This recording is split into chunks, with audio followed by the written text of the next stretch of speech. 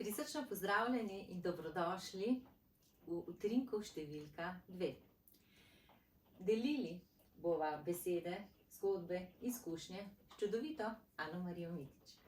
Hvala lepa za to najavo, ampak danes nisem ta žareča zvezda in utrinek samo jaz, ampak tudi ti, dr. Rebeka Prislan, ustanoviteljica Alefi sveta. Kakšne utrinke ponuja Alefi svet? Alefi svet združuje 3 področja delovanja: skrb za kožo s kozmetičnimi izdelki, na drugi strani dopolnjujejo tudi tehnike sproščanja in učenje, kako prisluhniti sebi, svojemu telesu, ter kot tretje kreacija energijskih izdelkov, da obogatijo tudi naš dom in pa delovno mesto. Zelo lepo in strnjeno si to povedala, zdaj pa se posvetiva tej varianti, tem utrinkom. Enega smo že spoznali, če ste ga slučajno zgrešili, več kot vabljeni k ogledu utrinka številka 1, ampak to je zdaj že drugi utrinek. Jaz tako rada rečem, da so to kot res neke zvezdice v temi. Utrinki, ki se spustijo zato, da lahko nam namenijo željo, dobro misel ali pa zgolj nek kažipot tja, kjer se v bistvu sami želimo. Kar pa je včasih malce težko.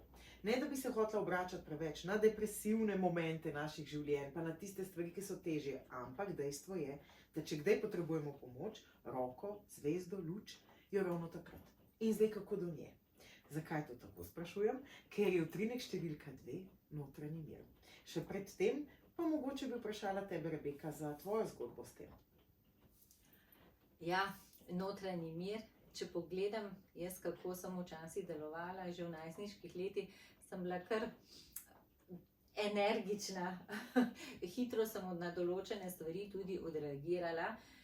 Z leti sem se učila, da določene stvari potrebujejo čas, predvsem pri kakšnih službenih zadevah, če dobimo kakšno elektronsko sporočilo, ki mogoče ni tako prijazno napisano, da takoj ne odgovorimo, ker v tistem trenutku prizadetosti, mogoče užaljenosti, bi napisali kaj, kar naslednji dan mogoče ne bi. Tako da sem se učila, da na določene stvari malo počakam, prediham in potem odgovorim.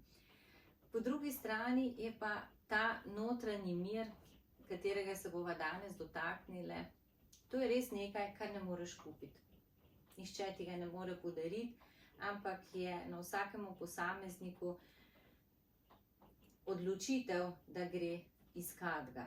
Seveda, pa kaj pomeni ta notranji mir zame, je predvsem, da čutimo tisto ravnovesje, ljubezen, mir v sebi in hkrati, da sebe razvajamo za nekimi stvarmi, ki nas bogatijo. Če nekdo uživa v branju članka iz računalniške revije, naj si vzame čas in v miru prebere ter ob tem uživa. Jaz si rada privoščim skodelico kave in mi je všeč, da se posvetim samo kavi, brez telefonov, brez kakšnih revij in uživam ob tem. Nekdo drug najde svojo strast, ki ga pomirja nekje drugje, da si znamo vzeti ta trenutek samo zase. Ampak v svetu, ki od nas zahteva čedalje več, ki od nas zahteva stalno pripravljenost, stalno odgovarjanje, pa naj si bo to na še tako privat sporočila, klice in to. Kako v bistvu pridemo do tega, da si mi to zaslužimo oziroma da si mi to namenimo?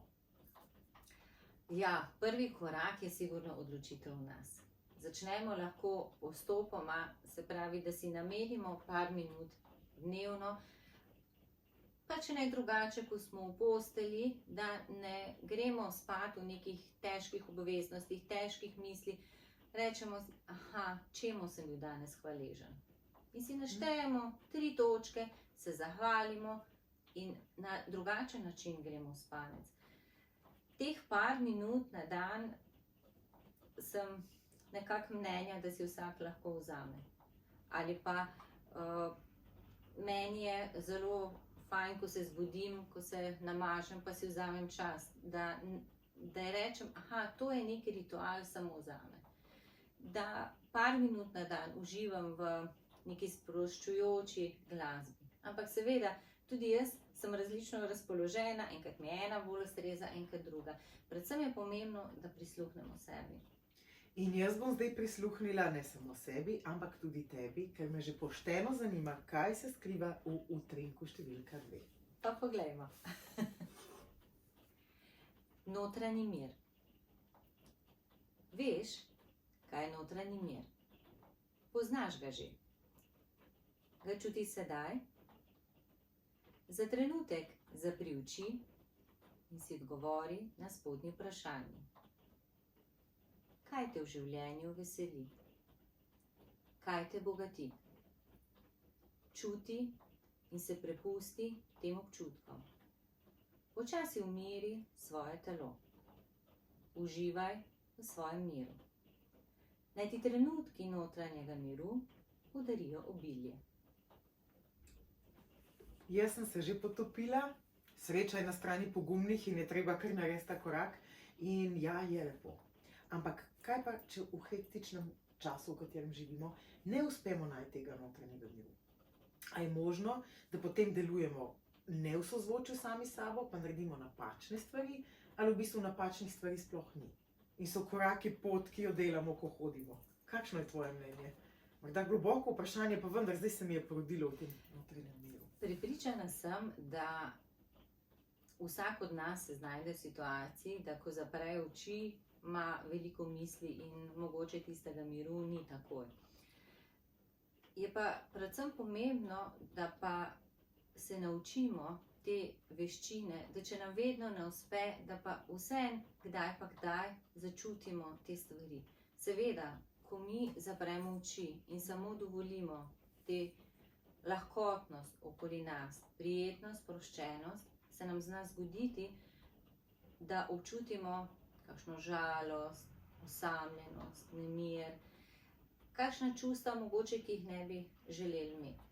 Takrat se mi zdi pomembno, da tem čustvom prisluhnemo oziroma da vemo, katera so, kdaj se nam pojavljajo in potem počasi razmišljati, ali lahko mi kaj spremenimo, da tega ne bi bilo.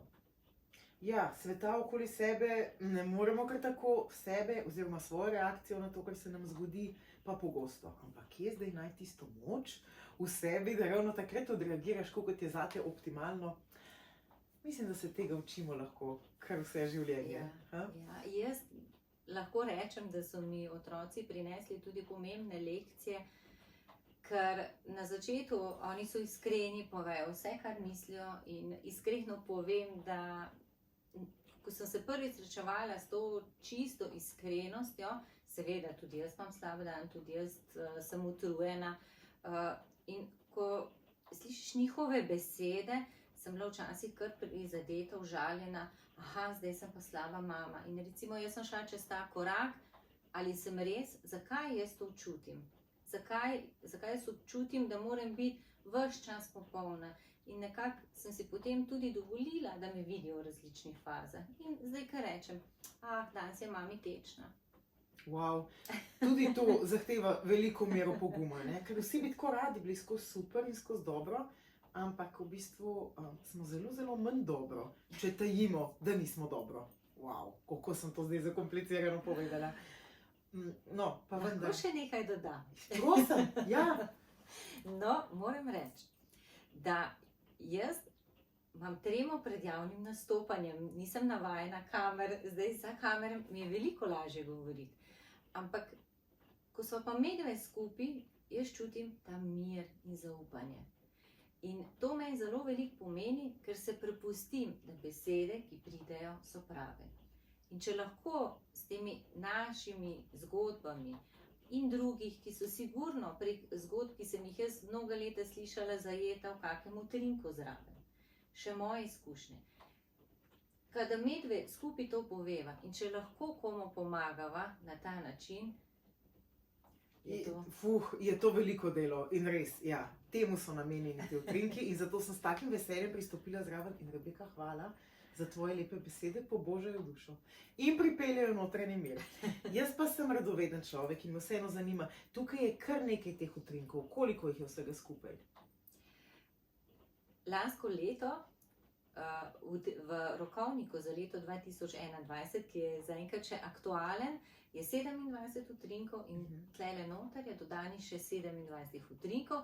So pa utrinki, ki smo jih že šli čez, tudi na koncu rokovnika dodani. Tako da celoten rokovnik vsebuje 54 utrinkov. Wow. To pa je kar nekaj za dati pod pajsko in s tem okrepljen v dan.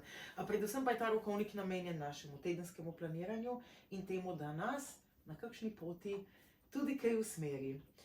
Zdaj pa bom danes jaz odprla fotografijo, pa poglejva, tale se je javila. Kaj pa je to? Kit, piše za ideje brez ovir. Ja. Zdaj pa preberi, da jaz malo uživam. Kaj ta fotografija sporoča, ker sem jo odprla? Pokažemo. Moč je v tebi. Moč je v tebi. Plavaj, se potapljaj, raziskuj in občuduj. In prav tako ti. Dovoli si raziskovati v svet, uživaj v svoji kreativnosti in samo občuduj svoje izdelke, ki nastajajo. Wow, hvala. In upam, da se je tudi vas ta utrinek dotaknil, zato ker ja, je močen. Kako je močno, ko uspemo doseči notranji mir, tako je močno tudi, ko si uspemo nanuditi vsa lepa občutja in si drzniti potapljati v dan, ki prihaja.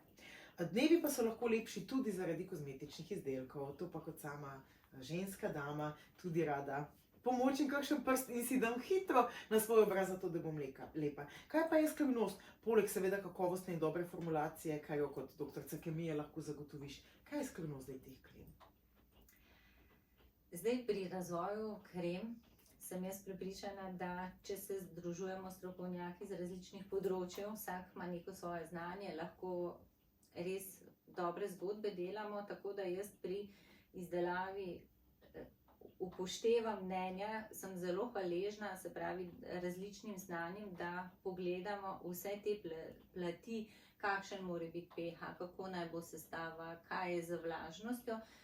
Predvsem je pa pomembno, da mi kožo nahranimo, da ji dodamo in ustrezno vlago in ustrezen lipidni plašč. In ji nudimo neko zaščito, da lahko uporablja vse funkcije in seveda, da z njo sijemo. Od znotraj navzven. Ja. In za zunaj so tukaj kreme, za noter pa globoka sprostitev, tehnike različnega sproščanja in seveda planer, v katerega lahko pokukamo in takrat, ko imamo plane, in takrat, ko jih nimamo. In mogoče je še smotrno, če imamo ali pa če nimamo plane, izvedeti, kje se te najde, Rebeka. Največ je napisanega na enem mestu na spletni strani www.alefi.si. Je pa res, da spletna stran je že v pripravi, da se pokaže v novi obliki, tako da mogoče pa ni slabo jo pogledati v zdajšnji obliki in potem, ki bo malo spremenjena. Tudi jaz sem se v teh letih malo spremenila, tako da mislim, da je čas, da tudi spremenimo malo podobo. Ja, edina stalnica so spremembe. Ja. In bolje, da gremo z njimi v štric. Mi pa tudi upamo, da so spremembe na bolje in seveda, da se vam bo utrnil kakšen lep utrinek. Do naslednjega, ko bova zopet z vami, dr. Rebeka Prislan in Ana Marija v utrinku številka 3. Vse lepo. Hvala.